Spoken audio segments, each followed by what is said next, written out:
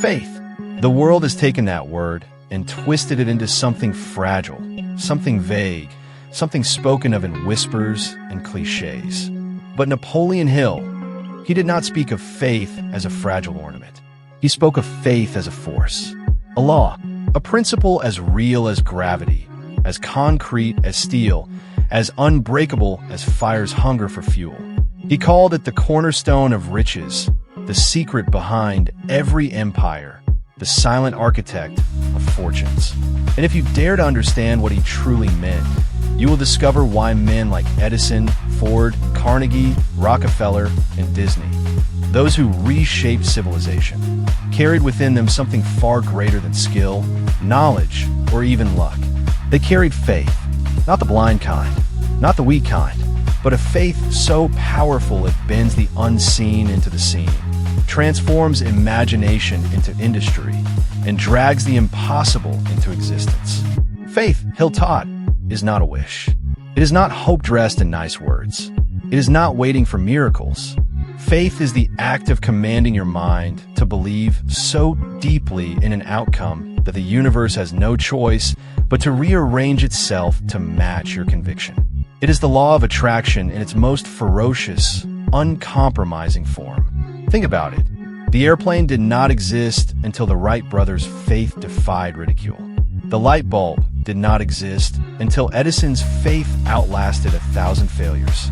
The steel empire did not exist until Carnegie's faith moved mountains of doubt.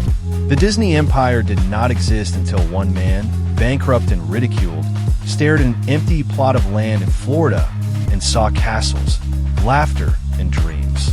This is the faith Hill described, not a religious abstraction, not a soft sentiment, but a working tool. A lever you grip with your mind to lift the weight of resistance from your destiny. And here is the hidden law. Whatever the mind repeatedly tells itself with emotion, it begins to believe. And whatever it believes with burning certainty, it begins to create. This is why Hill declared, faith is the only known antidote for failure. Because failure is born in the soil of doubt. Doubt paralyzes. Doubt whispers that your dream is too big, that your time is too short, that your resources are too small. But faith turns paralysis into action, weakness into energy, fear into fire. The secret is this: faith must be planted. It must be fed. It must be engineered. You cannot drift into it. You cannot wait for it. Faith is forged by discipline, by the words you speak to yourself daily, by the images you allow to dominate your imagination, by the persistence with which you act in spite of uncertainty. Let us strip the illusions away. Success does not belong to the clever, the talented, or the privileged. History is littered with geniuses who died in obscurity, with men of wealth who lost everything, with talented prodigies who never produced anything lasting. Success belongs to the faithful, to the one who refuses to let the outer world dictate the inner world, to the one who keeps acting, keeps building, keeps declaring, even when nothing seems to work. Picture Abraham Lincoln, defeat after defeat, humiliation after humiliation.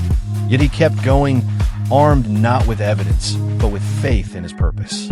Picture Thomas Edison, burning through 10,000 failures in search of one success, telling reporters, "I have not failed. I've simply found 10,000 ways that won't work." That was not cleverness. That was faith weaponized. Faith is not fragile. Faith is ferocious. Faith is the master key to the law of attraction. But here is the danger. The law works in both directions. If you feed your mind fear, if you allow doubt to be repeated, if you let worry dominate your imagination, that too becomes faith. Faith in disaster, faith in poverty, faith in failure. And the universe obeys without prejudice. Just as a seed of oak or a seed of poison will both grow if planted, so too will the seed of belief you water in your subconscious. This is the real battlefield, not in the economy, not in the marketplace, not in the politics of nations. The battlefield is within you. The war is fought in thought, in repetition, in imagination, in self-talk. For as Hill wrote, whatever the mind can conceive and believe, it can achieve. Not conceive and wish. Not conceive and half-doubt. Conceive and believe. So let me ask you, what do you truly believe about yourself? Do you believe you were born to struggle endlessly? Do you believe success is for others? Do you believe your past defines your future? Because if you do, you are exercising faith in failure. Or will you dare to believe differently? Will you dare to believe that within you lies the same substance that built empires, carved inventions, wrote symphonies, and reshaped nations? Will you dare to believe that unseen forces conspire for the man or woman who refuses to surrender to doubt? The law of attraction is not magic. It is mathematics of the spirit. It is cause and effect dressed in invisible clothing. It is your mind impressing itself upon reality through the power of unwavering belief and relentless action. Think of Henry Ford. The world told him the idea of a horseless carriage was absurd. Bankers mocked him. Engineers doubted him. But Ford's faith was louder than their laughter. He saw not what was, but what could be. And because he held that vision with iron faith, the Model T rolled out of his factories and changed the face of transportation forever. Faith is vision welded to action. Faith is thought magnetized by emotion.